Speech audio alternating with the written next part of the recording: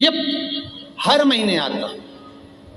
जब आपके हृदय में कभी कोई बात आ जाए कि बाबा आज मेरा मन ये कह रहा है और आपको सुनना है बाबा, आपको स्वीकारना है बाबा, आपको मेरे मन की बात जानना है बाबा, बस हाथ में चंदन लगाया, बेलपत्री का भाग इस तरह से पकड़कर शिव जी से अपने हृदय की बात कहकर, मेरे देवाधिदेव महादेव से दिल से कहकर, अशोक सुंदरी वाली जो जगह होती है, आपको बताया है अशोक सुंदरी का जो स्थान होता है, ये शिवलिंग या अशोक सुंदरी की जगह, इस बेलपत्र को अशोक सुंदरी वाली जगह पर जहाँ शिवलिंग है, शिवलिंग की साइड पर पहले नंबर की पत्ती का मुख होना चाहिए, बस उसको रख दीजिए और उस पर थोड़ी देर हाथ रखकर अपने हृदय की बात मेरे महादेव को दिल से कहकर आ जाइए।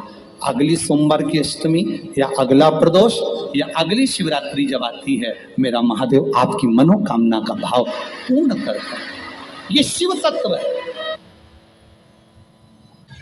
एक बात अपने जीवन में उतार कर रखिएगा, सोमवार की अष्टमी,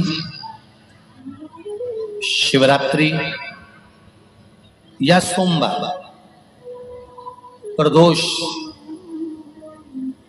बन सके तुम्हारे पास में शिवालय हो या बेलपत्री का वृक्ष हो, वहां दीप दान अवश्य करना चाहिए। अब एक बात का स्मरण आपको रहे थोड़ा सा, अगर किसी कामना के वश अगर हम दीप लगा रहे हैं या हमारे मन में कोई भाव उत्पन्न है और हम बाबा से कहना चाहते हैं कि बाबा मेरा ये कार्य है आप पूर्ण करिएगा, तो फिर शिव मंदिर में भी लंबी बाती का दीप आप प्रदोष या सोमवार की अष्टमी या सोमवार या आप शिवरात्रि को बाबा से निवेदन कर कर लगा सकते। हाँ, विशेष जब कोई एक बहुत बड़ी बात हो और आपके कार्य में कहीं अटकल हो रही हो, तो एक ही दीप में दो बाती, शिव और शक्ति, लंबी बाती बनाई, शिव और शक्ति के नाम से दो बाती एक साथ एक दीप में भी लगा सकते। पर कब? जब विशेष कोई आपका कार्य हो और वो अटक रहा हो, विशेष कोई कार्य, और आप बाबा से प्रार्थना कर रहे हो, तो दो बाती का भी प्रयोग आप कर सकते हो। ऐसे शिव तत्व। शंकर भगवान को धतूरा कब चढ़ाना चाहिए उसका विशेष ध्यान रखें। जैसे शिवरात्रि है, प्रदोष है, या सोमवार है, या कोई विशेष आपका उत्सव है, तो आप शिव जी को धतूरा चढ़ा सकते हैं। या विशेष कोई बीमारी ऐसी लग गई है या विशेष कोई तकलीफ ऐसी हो गई है जिसका निवारण नहीं हो रहा, तो आप धतूरा चढ़ा सकते। धतूरा चढ़ाने का भी एक क्रम है। हल्दी में भिगोकर धतूरा चढ़ाया जाता है लक्ष्मी के लिए। चंदन में भिगोकर धतूरा चढ़ाया जाता है आयु की वृद्धि के लिए। अबीर एक सफेद कलर का बॉर्डर होता है। अबीर गुलाल जो होती है, गुलाल में अबीर डलता है, चमकदार, आपने देखा होगा अबीर। तो अबीर में धतूरा जो डुबो कर चढ़ाया जाता है, अबीर को लगाकर चढ़ाया जाता है, वो रोग मुक्ति का होता है। काय के लिए होता है वो? रोग मुक्ति। ओम श्री शिवाय नमस्तुभ्यम, ओम श्री शिवाय नमस्तुभ्यम, रोग की मुक्ति। धतूरे का भी एक स्मरण होता है महाराज। बहुत भारी रोग है, बीमारी लग गई है, डॉक्टर अपना काम कर रहे हैं, घर का व्यक्ति बहुत बीमार हालत में पड़ा हुआ है, तो बेलपत्री के वृक्ष के नीचे भी शिवलिंग का निर्माण कर कर एक धतूरा समर्पित करा जाता है, जिससे रोग से मुक्ति होती है। उसमें ना तो हल्दी लगाई जाती है, ना चंदन लगाया जाता है, ना अबीर लगाया जाता है, केवल धतूरा चढ़ाया जाता है। जिसके जीवन में हमेशा कांटे ही मिले हैं, बेटी बड़ी हुई तो घर में मायके में दुख देखा, और मायके से गई ससुराल में तो ससुराल में दुख देखा, ससुराल में भी दुख देखने के बाद में भी पति को बहुत कुछ काम खुलवाया, बहुत धंधे खुलवाए, नौकरी लगवाई, पर वो पति बार बार छोड़ कर आ गया, बार बार तकलीफ भोग रहा है, बार बार कष्ट भोग रहा है। फिर थोड़े दिन काम करता है, थोड़े दिन छूट जाता है, फिर व्यापार में बढ़ता है, फिर छूट जाता है, फिर कोई दुकान खुल गई, थोड़े दिन अच्छी चली, फिर वापस वहीं घर पर आकर बैठ गया। अर्थात उसके जीवन में वो शूलता चल रही है। तो बाबा देवाधिदेव महादेव कहते हैं ये 3 घड़ी 3 पल 3 नक्षत्र 3 समय 3 दिन में जो शूल मुझे समर्पित करता है उसके जीवन से मैं शूल हटा देता हूं। वो 3 दिन लिखे स्कंद पुराण में।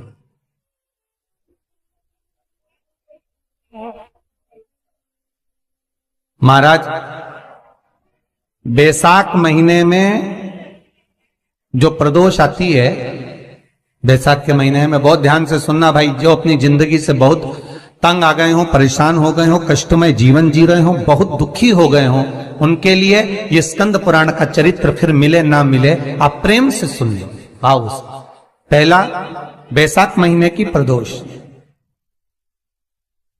चाहे वो शनिचरी प्रदोष हो, चाहे रविवार की हो, सोमवार की हो, मंगल की हो, बुधवार की हो, गुरुवार की हो, शुक्रवार की हो, शनिवार की हो, कोई भी वार की हो, पर बैसाख महीने की प्रदोष, प्रदोष काल में शाम का समय सूर्य डूब रहा हो, बस डूबा ही हो, और उस समय पर सूर्य के डूबन के तुरंत बाद बाबा को धतूरे के साथ में बेलपत्री ना चढ़ाते हुए बेलपत्री के वृक्ष के 7 कांटे बाबा के शिवलिंग पर समर्पित करे जाते हैं महाराज, अपनी जिंदगी में अड़चनों को हटाने के लिए। फिर आप जिस व्यापार में उतरे, जिस व्यवसाय में उतरे, जिस नौकरी में उतरे, आप दिल से करें, आपको तरक्की मिलेगी। आप हार नहीं सकते, नीचे नहीं आ सकते, उन्नति पर ही चढ़ेंगे। एक वैशाख मास की प्रदोष, दूसरा शिवरात्रि के दिन मध्याह्न का समय। महाराज जो बड़ी शिवरात्रि होती है माघ की, बड़ी शिवरात्रि के अंतर्गत मध्याह्न का समय, दोपहर के ठीक 12 बजे, चाहे फिर वो कोई भी दिन हो महाराज, शिवरात्रि जिस दिन पड़ रही हो,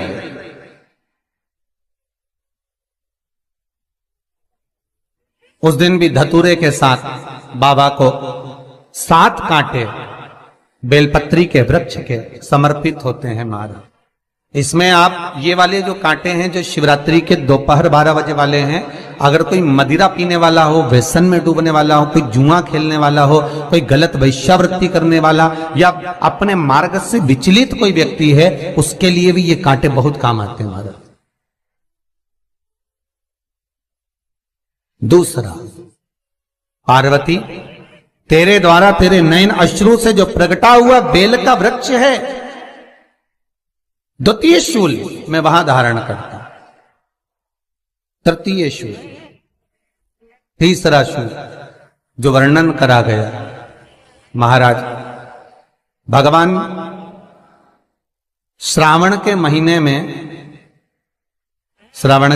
में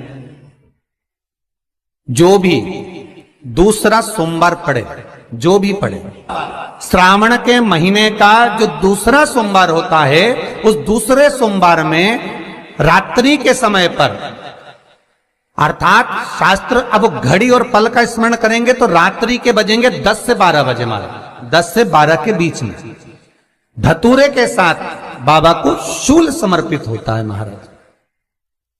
ये भी हमारी बाधाओं को, हमारी तकलीफों को, व्यापार व्यवसाय के लिए, नौकरी सर्विस के लिए, बहुत सारे एग्जाम में आप बैठ लिए, गवर्नमेंट एग्जाम के लिए बैठ लिए, नहीं हो रहा, ये 3 बार मेरे शंकर को बेलपत्री के वृक्ष के शूल समर्पित होते हैं, उसका आनंद पाना और उससे अपने को सुख प्राप्त करना।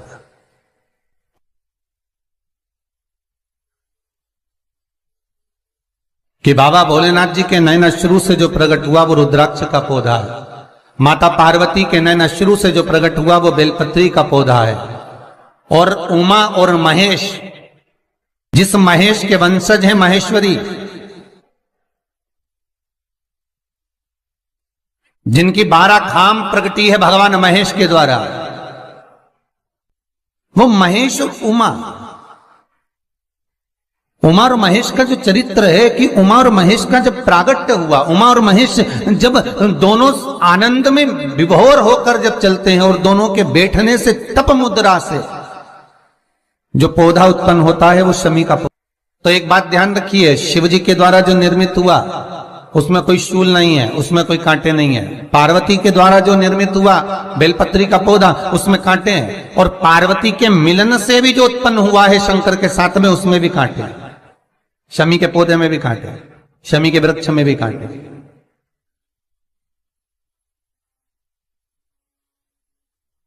तो पार्वती जी स्कंद पुराण में एक प्रश्न कर रही हैं भोलेनाथ जी से कि प्रभु मुझे ये बताओ कि आपके द्वारा जो निर्मित हुआ उसमें शूलता नहीं है,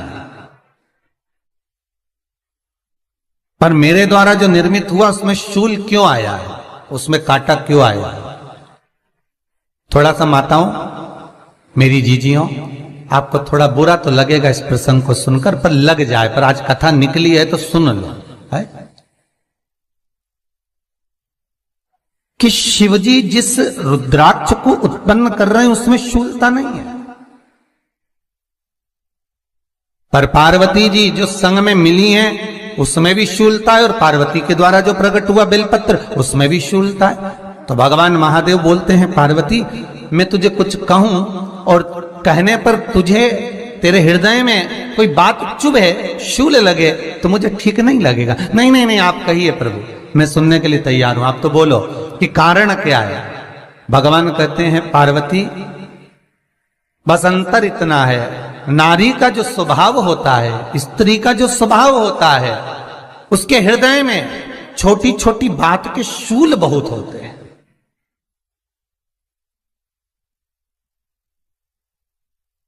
जेठानी ने ये कह दिया, देवरानी ने ये कह दिया, तुम्हारी मम्मी ये बोल दी, तुम्हारे पापा ने ये कह दिया, तुम्हारी बहनों ने ये कह दिया, तुम्हारे भाई ने ये कह दिया, तुम्हारे रिश्तेदार ने ये बोल दिया। ये नारी के भीतर ये शूलता रहती है। तो पार्वती जी बोली कि जितना तप आपने करा उतना तप मैंने करा, और जितनी साधना आपने करी उतनी साधना मैंने करी, और जितना आराधना दिल से आपने करी उतनी आराधना दिल से मैंने करी, फिर इसमें शूलता कहां से आ गई? भगवान शिव बोले, बस पार्वती बात इतनी सी है कि जब मैं आराधना करने बैठता हूं तो मेरी दृष्टि में सम्मुख में कुछ नहीं होता। जब मैं आराधना करने बैठता हूं तो मेरी दृष्टि में, मेरे सम्मुख में कुछ नहीं होता कि कौन ने क्या करा है, कौन ने क्या बोला है, कौन क्या कर रहा है, उससे मुझे मतलब नहीं होता, उससे मुझे कोई मतलब नहीं।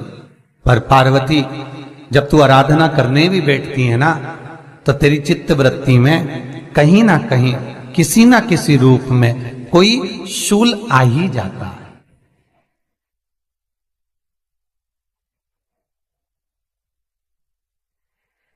कई माताओं की आदत देखी साहब, भगवान की सेवा करने बैठी है तो भी भीतर थोड़ा सा शूलता भरी हुई है। महाराज बताओ, इतने सारे भगवान इकट्ठे कर लिए, मैंने बोला था बहू से कि वहां रख लेती है, बताओ इतने सारे यहां पर लाकर रख दिए हैं, अब इसकी सेवा करना पड़ रही है, अब ये करना पड़ रहा है।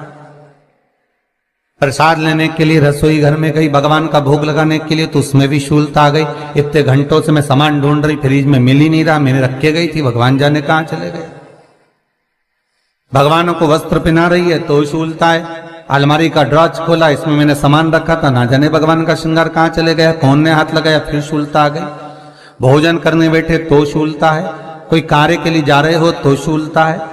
अर्थात कहीं ना कहीं नारी के जीवन में शूलता बनी हुई है। और पार्वती जब तुम भजन करो, तप करो, साधना करो, भक्ति करो, उसमें शूलता नहीं होना चाहिए। श्री शिवाय नमस्तुभ्यम, ओम श्री शिवाय नमस्तुभ्यम, ओम श्री शिवाय नमस्तुभ्यम, ओम श्री शिवाय नमस्तुभ्यम, ओम श्री शिवाय नमस्तुभ्यम, ओम श्री शिवाय। पार्वती जी ने कहा, भोलेनाथ तो क्या आप मुझे स्वीकार नहीं करेंगे बेलपत्री के रूप में? क्या मुझे स्वीकार नहीं करेंगे शमी पत्र के रूप में? पद्म पुराण, स्कंद पुराण, लिंग पुराण, नर्मदा पुराण और शिव महापुराण, ये सारी पुराणे वर्णन करती है। पार्वती जी का खंड आनंद वर्षित कर रहा है, वर्णन कर रहा है। पार्वती खंड वर्णन कर रहा है, सती खंड वर्णन कर रहा है, उमा संहिता वर्णन कर रही है। क्या आप मेरा ये बेलपत्र का स्वरूप आप धारण नहीं करेंगे? इसमें शूलता इसलिए भगवान कहते हैं नहीं नहीं, धारण तो करूंगा,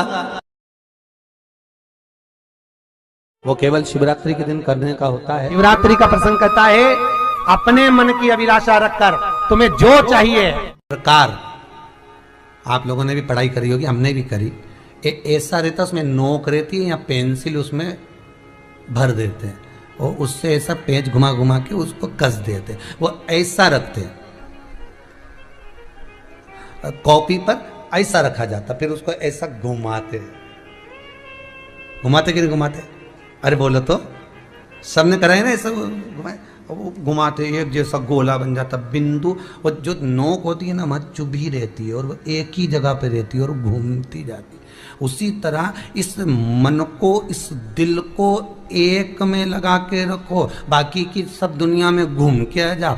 दिल एक में लगा कर बैठ गए, चित्त एक में लगा कर बैठ गए तो सृष्टि में कहीं पर भी घूम कर आओगे, परमात्मा उस जगह पर हाजिर मिल जाएगा। पर स्थान मत छोड़ना, जगह चित्त वृत्ति ना छूटी जाए, भगवान का भजन ना छूटे, उसका स्मरण ना छूटे। ये वस्तुएं, ये सामान, ये सामग्री, ये दौलत, ये सत्ता सब जाने वाली। जहां बैठे हो उस मन को वहां लगाना।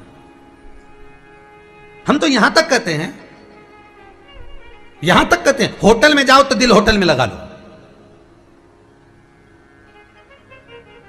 होटल में जाओ तो दिल होटल में लगाओ, खाने में लगाओ, बफेट में जाओ तो बफेट में लगाओ, शादी में जाओ तो थोड़ा रिश्तेदारों में लगाओ, और अगर सत्संग में आओ तो मेरे भोलेनाथ में लगाओ। दिल लगाना ना भूलिएगा। परमात्मा को थोड़ा समय जितना दे रहे हो, 3 घंटा, 2 घंटा, 2.5 घंटा, 1 घंटा, आधा घंटा, जितना हम भगवान को देना, उतनी देर भगवान में चित्त होना चाहिए, उतनी देर भगवान में मन लगाना चाहिए। पर ना जाने दुनिया के लोग कहां चले गए, वह मोबाइल ने सब हटा दिया। हर 15 मिनट में ऐसी याद आए ना व्हाट्सअप खोल के बैठ जाए। आप इस त्रिपुंड 3 रेखा का दर्शन भगवान विष्णु के मस्तक पर भी कर सकते हैं। आप ये 3 रेखा का दर्शन स्वयं ब्रह्मा के मस्तक पर भी कर सकते हैं। आप ये 3 रेखा का दर्शन स्वयं भगवान कृष्ण के मस्तक पर भी कर सकते हैं,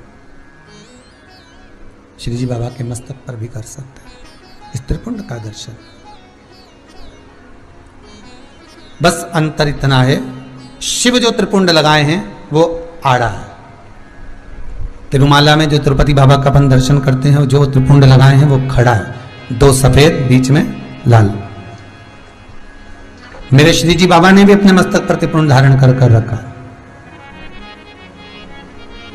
मेरे श्री जी बाबा ने भी अपने मस्तक पर त्रिपुंड धारण करा है, और बाद में एक कुंकू की रौली की एक तिलक को धारण कर कर रखा है। तो वो त्रिपुंड का जो दर्शन हो रहा है, सोने की 3 रेखाओं का जो दर्शन हो रहा है, वो आप करेंगे। वो सोने की जो 3 रेखाएं, उसका जो दर्शन हो रहा है, वो आप कर सकते हैं। जिस दिन तुम्हारा मन दुखी हो, जिस दिन तुमको लगे कि हमारे मन को आज अशांति है, आज मेरा बड़ा सा कोई काम अटक गया है, मेरा बेटा आज परीक्षा देने के लिए गया है, आज मेरे बेटे को इस परीक्षा में पास होना चाहिए, आज मेरा पति गया है, उसकी नौकरी लगना चाहिए, मैं बड़ी दुखी हूं, सब दूर माथा टेक लिया, सारे संसार में होकर आ गए, सबसे जाकर निवेदन कर लिया, जब हार गए तब किसी शंकर के मंदिर में एकांत में बैठ जाना, 1 लोटा पानी चढ़ाकर, 5 बेलपत्र चढ़ाकर, 1 चावल का दाना शिव को समर्पित कर कर एकांत में बैठकर शंकर को निहारते हुए श्री शिवाय नमस्तुभ्यम का जाप करना, अपने दिल की बात उससे कह देना। जब वो एकांत में बैठा हो, कोई नहीं हो मंदिर में, तब तुम बैठना।